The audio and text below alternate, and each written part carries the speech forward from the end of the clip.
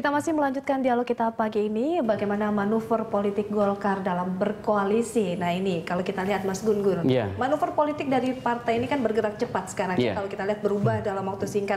Bongkar pasang ini ibarat mencari pasangan jodoh begitu ya. Kalau dilihat sesulit itukah, ataukah memang kalau dilihat kesulitan ini murni karena memang hitung-hitungan politik yang pure, ataukah transaksional begitu, ini bagaimana? Iya, ini ada perspektif yang menarik sebenarnya dalam konteks kajian politik ya. Ini disebut dengan game teori.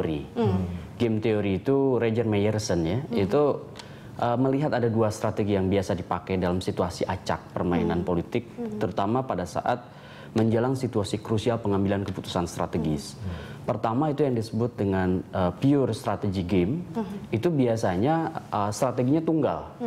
Ini contoh yang dipakai oleh Gerindra dan PDIP sekarang. Maksud saya tunggal adalah harga mati mematok ikon mereka untuk masuk dalam kontestasi. Pak Jokowi sudah bisa dipastikan melampaui presidensial threshold. Pak Prabowo juga. Nah, artinya mereka harus betul-betul memperjuangkan dua sosok ini di poros yang berbeda untuk bertarung di 9 Juli mendatang. Tetapi kalau Golkar, ini yang disebut dengan mix strategy game. Mix strategi game. Kita langsung tanyakan nih Pak Fadil, mix strategi apa mungkin nanti akan mengusung di Rapimnas begitu konsensusnya, dinamikanya seperti apa? Apakah memang akan maju untuk berkoalisi dengan PDI, memang akan diputuskan? Iya, kita akan menyampaikan, jadi di Rapimnas nanti hari Minggu itu ada 3 agenda utama. Yang pertama adalah kita menjelaskan mengenai hasil pemilu yang ada sekarang, di mana Golkar tidak mencapai target yang kita kehendaki, dan juga tidak mencapai presidensial threshold. Ini fakta politik yang ada dengan berbagai alasan. Yang kedua, Ketua Umum akan menjelaskan seluruh manuver politik atau ketemu dengan semua pimpinan partai politik. Kemudian yang ketiga adalah pandangan-pandangan dari daerah dan dari ormas-ormas yang kita punya underbow di Golkar. Mungkin juga tokoh-tokoh yang lain seperti Pak Akbar Tanjung akan menyampaikan. Nah, dari sana kita kemudian mengambil kesimpulan, apa langkah yang kita mesti ambil ke depan. Kita harapkan pada solid ke arah sini yang kita mau tuju. Nah, itu yang kita akan harapkan di keluar Rapimnas nanti.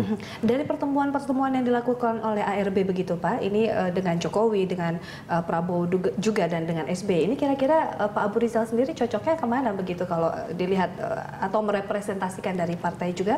Tadi Mas Gun-Gun mengatakan kita kan main mix game. Mix game ya, kita ketemu dengan semua orang.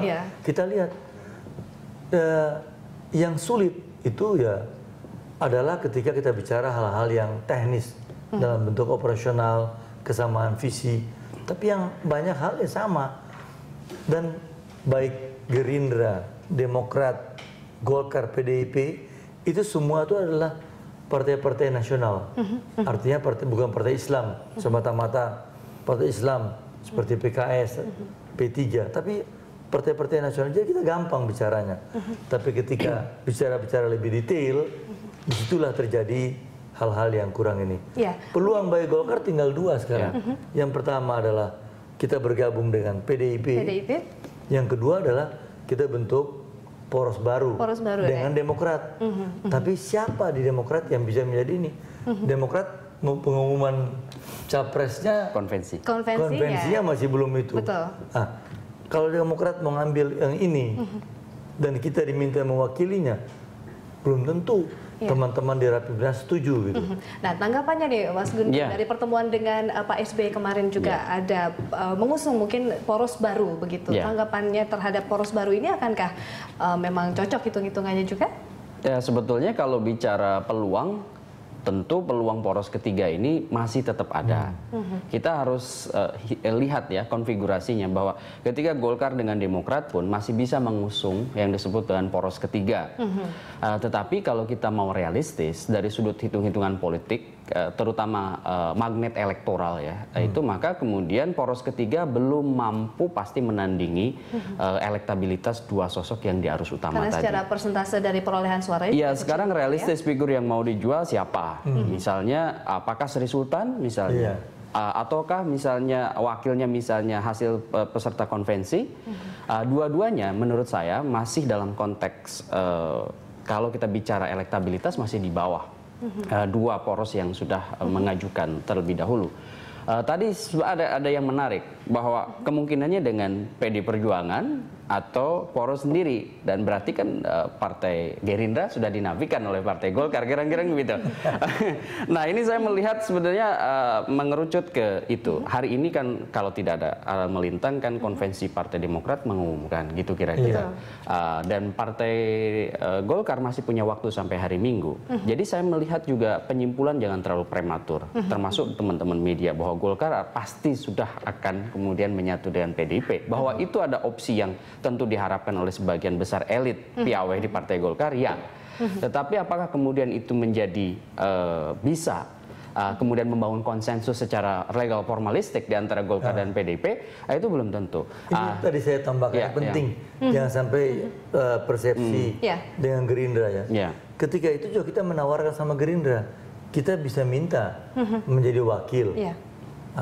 Belum tentu Pak Abu Rizal Bakri, malah kita menyebutkan Pak Ginanjar misalnya, tokoh senior di Golkar, silakan aja.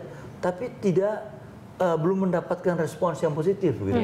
Baik ke dalam maupun akhirnya ya Pak Ginanjar sendiri diam, tidak pernah dia mengatakan dirinya dia mau. Tapi kan kita punya tokoh-tokoh senior seperti Pak Ginanjar, Pak Akbar Tanjung, Pak Yusuf Kala. Kalau mereka mau ambil tokoh senior silakan. Kalau mau ambil tokoh yang menengah, Pak Abu Rizal Bakri sudah ada. Betul. Yang muda-muda di bawah pun siap kita.